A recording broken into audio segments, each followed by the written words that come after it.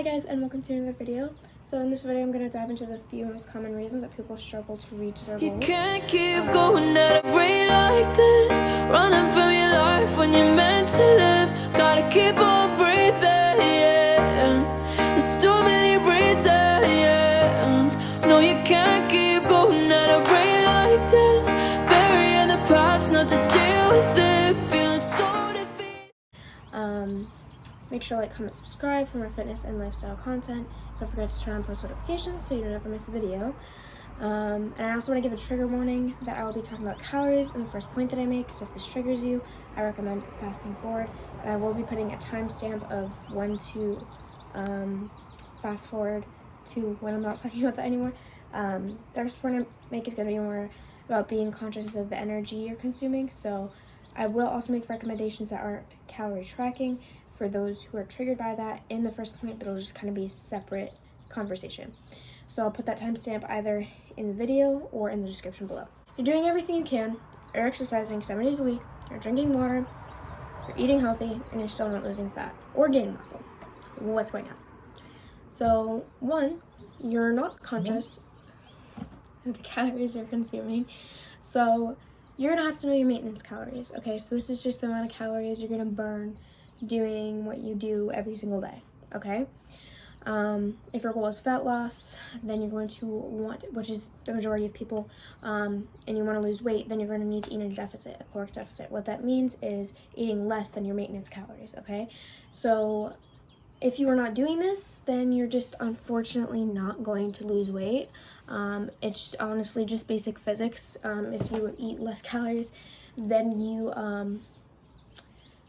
need to maintain your weight, you will lose weight. But if you eat at maintenance, you will maintain your weight. And if you eat in a surplus of calories, you're going to gain weight, okay? So step 1 to calculating your maintenance calories would be to calculate your BMR, which is your basal metabolic rate. So this means the amount of calories your body burns at rest. So if I were to sit here all day in this chair, my BMR would be how many calories I would burn just sitting here doing literally absolutely nothing, just being a human, okay? So for a male, an adult male, BMR should be calculated by 66 plus 6.3 times weight in pounds, plus 12.9 times height in inches, minus 6.8 times age in years. For an adult female, a rule of thumb, 655 plus 4.3 times weight in pounds, plus 4.7 times height in inches, minus 4.7 times age in years. And obviously this is just like mathematical. If you want more accurate BMR, what I like to do, and obviously not everyone has access to this, but I use my InBody test at my gym, which I work at, and it basically, it's about 98% accurate, which is pretty accurate, and it takes your body composition, so you'll know muscle mass, lean body mass, skeletal mass, fat mass, and from that it'll also be able to calculate the BMR for you. So that's kind of what I rely on, but this is kind of a rule of thumb. So step 2 would be to multiply your BMR by your activity level. So if you're sedentary, little to no exercise, say you work a desk job, you're going to multiply your BMR by 1.2. If you're lightly active, light exercise sports, or if you go on a walk every day, BMR times 1.375. If you're moderately active, 3 to 5 days a week, so you play sports, calorie calculation, BMR times 1.55. If you're very active, so hard exercise sports, like I personally lift weights about 5 days a week, and then I do cardio usually 3 days a week, and then I only have 1 rest day, so I would probably fall into this category. That would be for hard exercise sports, like 7 days a week, would be BMR times 1.725. If you're extra active, you have a physical job, like say you work in healthcare, you're up and around, you're moving all the time, BMR times 1.9. Again, I do not recommend calorie tracking for everyone. I'm aware certain individuals have struggled with disordered eating, and especially with how the media portrays fitness and nutrition. Unfortunately, a lot of people struggle with their relationship with food, and how they view food. I should say, not relationship, I should say how you view food. If you do not want to track, I'm going to give you some recommendations to how to be more mindful of your nutrition. However, this is going to be a little less accurate, but it's not gonna, like, calorie tracking is gonna be very, very accurate, and you probably will be able to reach your goals quicker and more easily, but these are still good, healthful recommendations. So, okay, so these rules I want you to follow are designed for 4 meals a day, and men would eat double these recommendations that I'm giving. So, a fistful of veggies, a thumb of fats, a palm of carbs, and then a palm of protein. So the second thing would be you're not mindful of your macronutrients. So let's say you're eating in a deficit or in a surplus, and you're still not gaining muscle, and your body's still withholding more fat than you'd like it to, okay? So this could be because you're consuming too much of a certain macronutrients, and the 3 main are fats, carbs, proteins, okay? So if you're consuming too much or too little of a certain macronutrient, it's definitely going to impact your progress. So, example, you're consuming 10% protein, 60% carbs, and 30% fats. They're not going to make the progress you desire. I would recommend 20% protein, 30% fats, and 50% carbs as a general rule of thumb. Many people lack protein in their diets and should be more mindful of this. As protein is essential for building muscle. On the other hand, if you're consuming too much, then it will be stored as fat. However, this goes for all macronutrients. If you consume too many carbs, you will hold extra body fat. If you consume too many fats, you will hold extra body fat. And if you consume too much protein, you will hold extra body fat. So you just really want to make sure, and for most people, it's the protein aspect. Just make sure you really getting that in. If you don't track calories again and you just want to track your protein, for example, I'd recommend 0.8 to 1 gram of protein per pound of body weight. 3 would be you're not training hard for your results. So you want to make sure that your training is geared specifically on what you're trying to attain. So I'm going to give 2 main examples, okay? So one person wants to gain strength. They don't really care what they look like. They just want to go into the gym. They want to hit PRs. They want to lift heavy weights, kind of like a powerlifter. Then you have the second person, more of a bodybuilder type.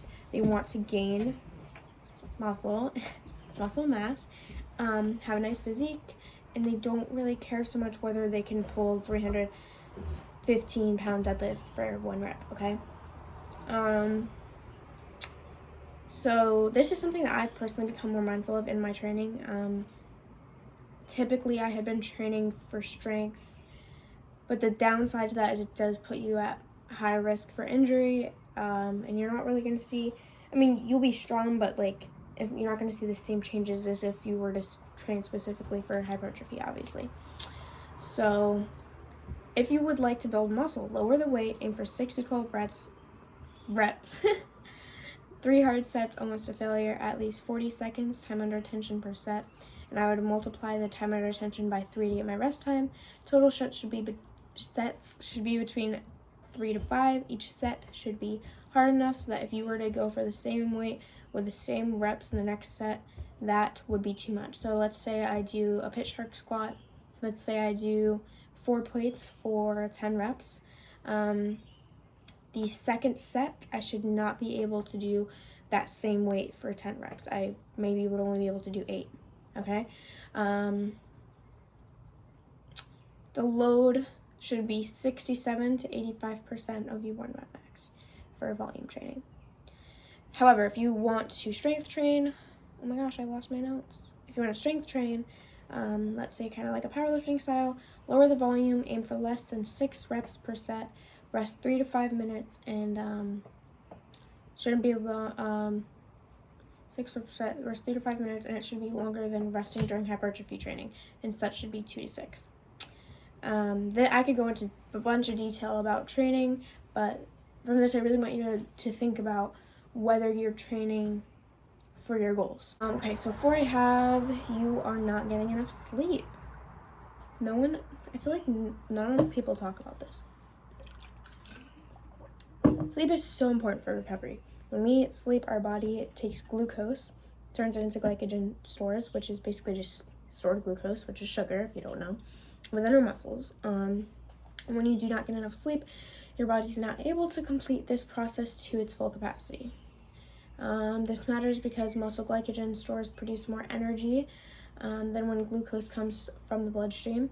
When we sleep, our body also releases HGH, which is the human growth hormone, into our bloodstream, which allows our muscles to recover and grow. Without adequate sleep, our bodies will not get enough of this hormone. Additional to this process, looking at a 2011 study which studied how sleep deprivation affected muscle gains and recovery, the study found that individuals who slept only 5.5 hours had 60% less muscle mass at the end of the study, while those who slept 8.5 hours had 40% more muscle mass. Now, the amount of sleep each person gets will vary. I know some people who will sleep 6 hours and they'll be perfectly fine the next day and they'll be ready to go. Personally, I need at least 7 or 8 hours of sleep to feel well rested. So just really listen to your body and, sleep as much as you need to. I know that sometimes it's just not totally realistic. For example, when I had finals last week, I didn't really get as much sleep as I wanted to every single night. And I resort to caffeine some days, but you should get enough sleep so that you don't need a cup of coffee every single morning. So I will link my sources below. I used ISSA, which is where I got my training certification. They do have articles, so I got 2 articles from there that I used to do some of my research, and I will link them down below if you would like to click on them and check them out.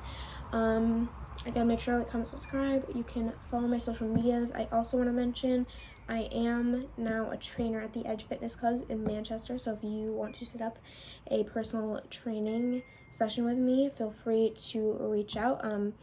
You can message me through any of my social medias and I can help you get set up with that, or you can call the club directly or just go into the club directly and ask to make an appointment with me. Yeah, I think that's all I have. Thank you guys for watching.